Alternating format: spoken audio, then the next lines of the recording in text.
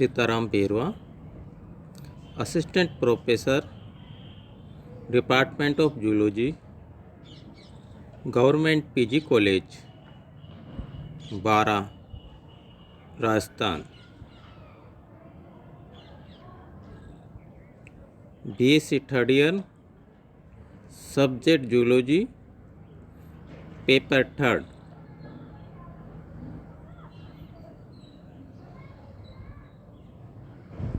छात्रों, आपको online classes में आपका स्वागत है। छात्रों, यदि आपने हमारे YouTube चैनल को अभी तक सब्सक्राइब नहीं किया हो तो सर्वप्रथम हमारे YouTube चैनल को सब्सक्राइब कर लीजिए, जिससे जो भी वीडियो हमारे YouTube चैनल पर अपलोड होती है वह तुरंत आपको अवेलेबल हो सके।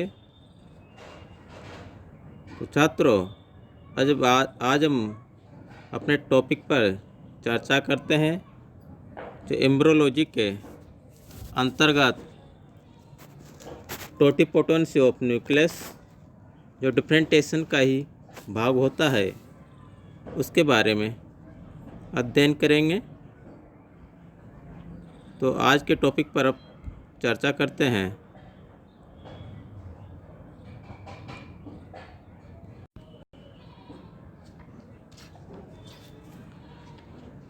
तो आज के टॉपिक पर हम चर्चा करते हैं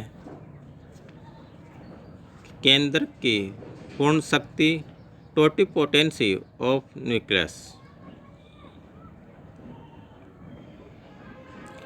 कि केंद्र की पूर्ण शक्ति या टोटिपोटेंसी ऑफ न्यूक्लियस क्या होता है और उसका क्या फंक्शन होता है, जो आपको स्लाइड के द्वारा दिखाया गया है, जो एम्फीबियन के अंडाणु में जीन प्रवर्धन के द्वारा डायग्राम में दिखाया गया है। इसके अंतर्गत छात्रों, भ्रूण या वयस्क के शरीर में असंख्य कोशिकाएं पाई जाती है और इन सभी कोशिकाओं में समान प्रकार का न्यूक्लियस, जिसमें एक ही प्रकार की आनुवंशिक सूचना पाई जाती है, जो कि युग्मक के न्यूक्लियस में उपस्थित थी।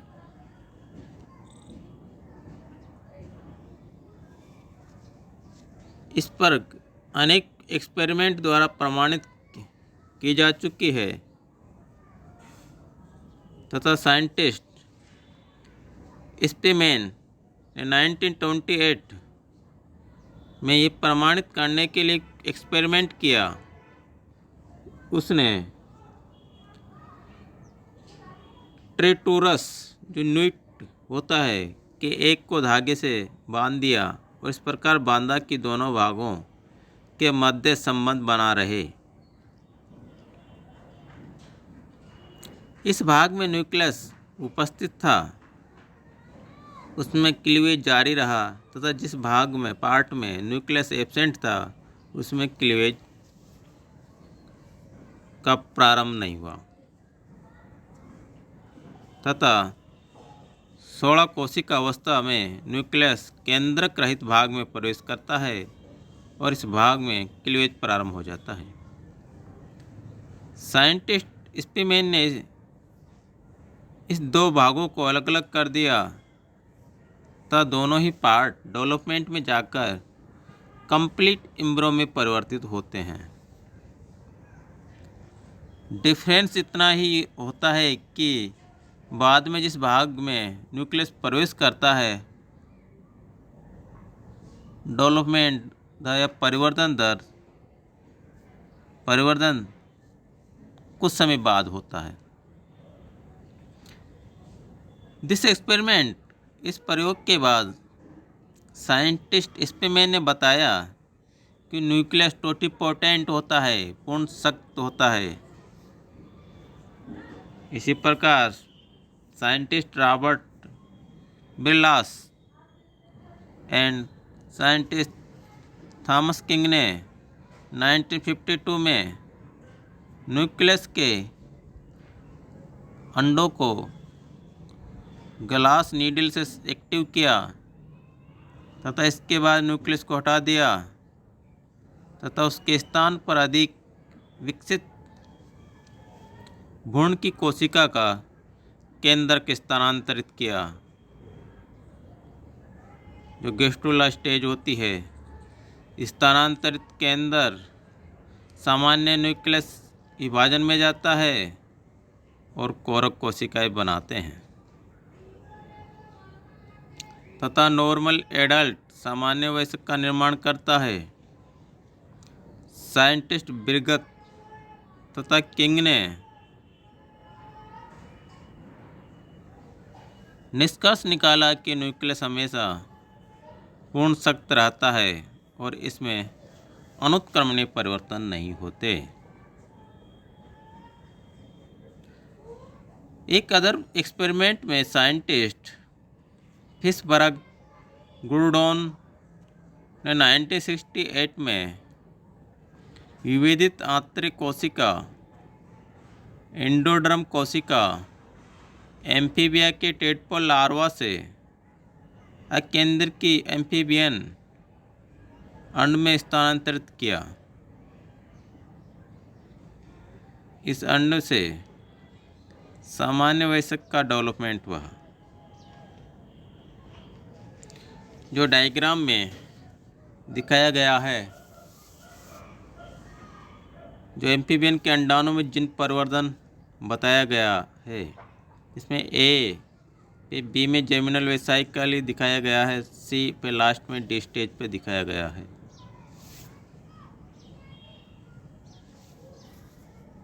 नेक्स्ट, अंड कोशिका धरों का विभेदन में योगदान। Rule of egg cytoplasm during differentiation. यदि न्यूक्लियस टोटिपोटेंट रहता है तो सभी भ्रूणीय कोशिकाओं का आनुवंशिक संगठन समान होता है। तो ये सभी कोशिकाएं डिफरेंटेशन के दौरान विभेदित कैसे होती है, तो तब कुछ वुमेन का मानना है कि सभी जीन समान रूप से एक्टिव नहीं होते तथा सम साइंटिस्टों का मानना है कि डिफरेंटेशन साइटोप्लाज्मा पर निर्भर करता है। साइटोप्लाज्मा के विभिन्न क्षेत्र न्यूक्लियस पर विभिन्न प्रभाव डालते हैं तथा विभिन्न प्रकार की कोशिकाओं का निर्माण करते हैं। यह बात निम्नलिखित प्रयोगों द्वारा भी प्रमाणित की जा सकती है, जिसमें सर्वप्रथम साइंटिस्ट डेनेली ने 1955 में अमीबा प्रोटियस का न्यूक्लियस अकेंद्र की अमीबा डिस्कोइडस में चेंज किया। कुछ समय बाद पाया गया कि प्रोटियस का न्यूक्लियस डिस्कोइडस के न्यूक्लियस के लक्षण प्राप्त कर लेता है। नेक्स्ट, साइंटिस्ट मूरे ने 1955 में राना पिपेंस तथा राना पेलियोस्ट्रेस पर मिनी एक्सपेरिमेंट किए। राना पेलियोस्ट्रेस के अकेंद्र के अंड को राना पिपेंस के स्पर्म द्वारा निषेचित किया गया। विदलन की दर तथा कोरक कोशिकाओं की व्यवस्था राना पेलियोस्ट्रेस के समान पाई गई। इस प्रकार के परिणाम प्राप्त होते हैं जब राना पिपेंस के केंद्र के अंड को राणा पेलोस्ट्रिस के स्पर्म से निषेचित किया जाता है। दिस एक्सपेरिमेंट से प्रमाणित होता है कि कोशिका ध्रुव परिवर्तन को निर्धारित करता है। नेक्स्ट, साइंटिस्ट हर्टमैन ने 1924 तथा प्रिस्कोट 1956 ने बताया कि अमीबा में केंद्रक का विभाजन कोशिका द्रव को हटाकर रोका जा सकता है।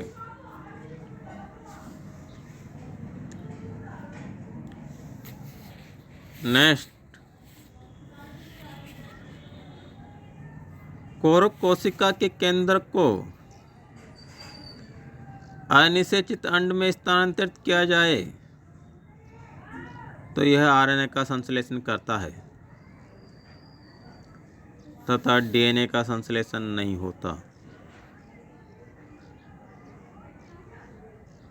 जबकि कोरक कोशिका का केंद्रक डीएनए का संश्लेषण करता है तथा आरएनए का संश्लेषण बिल्कुल नहीं करता।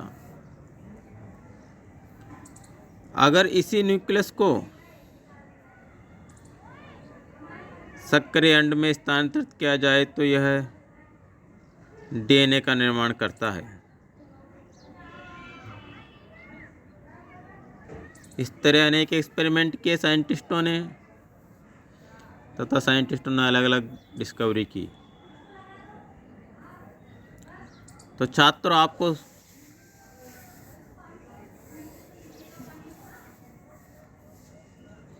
पता चल रहा है कि किस किस साइंटिस्टों ने क्या क्या एक्सपेरिमेंट किए और क्या क्या हुआ है टोटी के अंदर टोटिपोटेंस होता है। नेक्स्ट चलते हैं, जिसमें साइंटिस्ट हैरिस ने 1965 में मुर्गे के एरिथ्रोसाइट्स को मनुष्य के ट्यूमर सेल्स में प्रवेश कराया और इन एरिथ्रोसाइट्स में न्यूक्लियस भी उपस्थित था, पर यह सामान्यतः अकार्यकीय रहा और इन्हीं के न्यूक्लियस को ट्यूमर सेल्स में प्रवेश कराया गया। तो इनके द्वारा डीएनए व आरएनए का संश्लेषण प्रारंभ हो गया।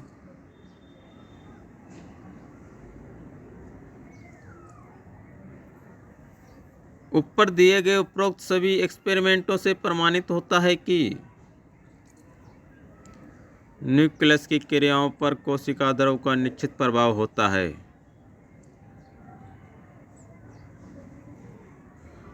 प्रोटीन्स का संश्लेषण जिनके कंट्रोल में होता है तथा डिफरेंशिएशन प्रोटीन संश्लेषण के प्रोसेस में परिवर्तन से संभव हो सकता है।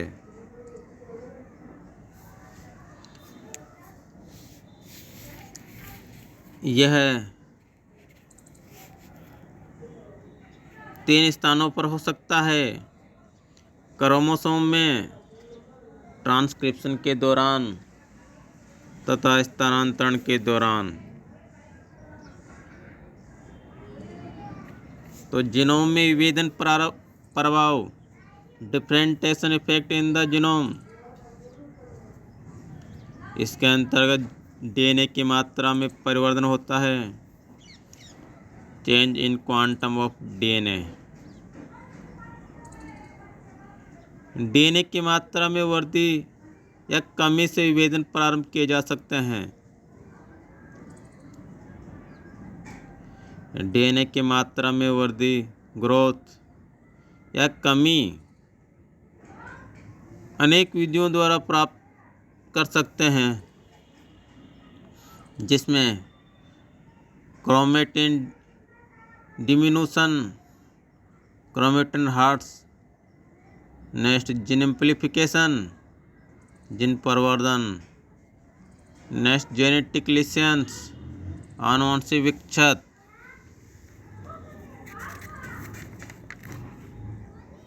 तथा डीएनए में रासायनिक परिवर्तन, केमिकल चेंजेस इन डीएनए। इस प्रकार से होता है जिसमें डीएनए की मात्रा में परिवर्तन, change in quantum of DNA. DNA की मात्रा में वृद्धि या कमी से विभेदन प्रारंभ किए जा सकते हैं, जिसमें क्रोमेटिन ह्रास आता है। इस प्रोसेस को सर्वप्रथम साइंटिस्ट बॉवरी ने 1889 में निमेटोड परजीवी में बताया, तथा इस साइंटिस्ट ने बताया कि सेकेंड क्लीवेज के समय न्यूक्लियस एक्टिव पोल के पास होता है तथा क्रोमोसोम पदार्थ सबस्टांस को कोशिका ध्रुव में डाल देता है। इस प्रकार की क्रिया बाद में अदर सेल्स में भी होती है। 32 सेल्स वाली स्टेज में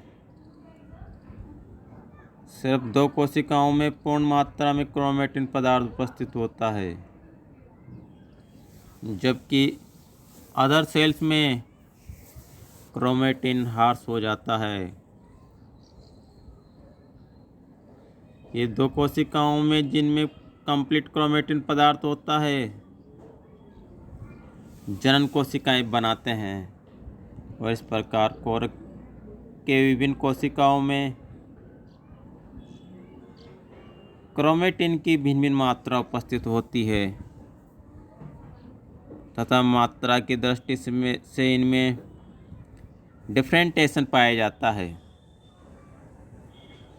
डीएनए की मात्रा में अंतर के कारण न्यूक्लियस कोशिका द्रव में अंतर पाया जाता है। इसी प्रकार की क्रिया डिप्टेरा में भी देखी जाती है। नेक्स्ट, जीन एम्प्लीफिकेशन, जीन परिवर्धन। एम्फीबियन एग्स के निर्माण के दौरान एक अवस्था में राइबोसोमल आरएनए का निर्माण अत्यधिक सक्रिय होता है तथा राइबोसोमल आरएनए को संश्लेषित कर रहे जीन्स में अधिक संख्या में उपस्थित होते हैं तथा जीन्स की संख्या में वृद्धि समसूत्री विभाजन के बिना को जीन परिवर्धन या जीन एम्प्लीफिकेशन कहते हैं।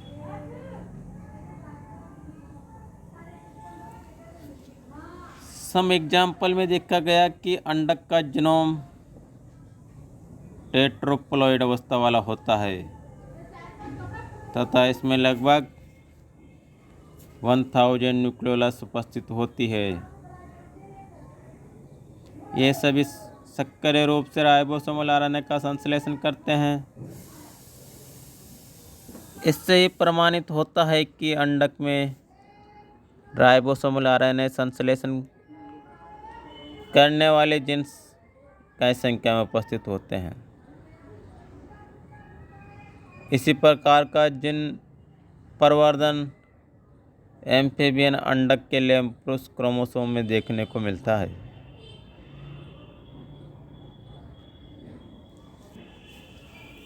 इन गुणसूत्रों के लेटरल लूप पर सक्रिय ट्रांसपोर्ट आरएनए तथा मैसेंजर आरएनए का संश्लेषण होता है।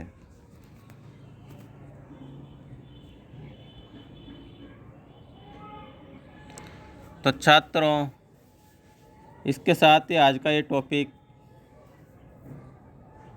का एंड करते हैं।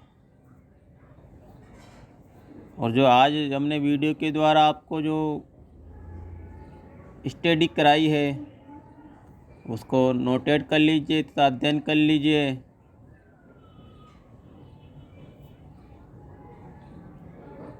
और इसको होमवर्क करके लाना है, क्योंकि नेक्स्ट वीक में इसका टेस्ट भी लिया जाएगा। इसके साथ ही आज का आपका टॉपिक यहीं पर एंड करते हैं। थैंक्स।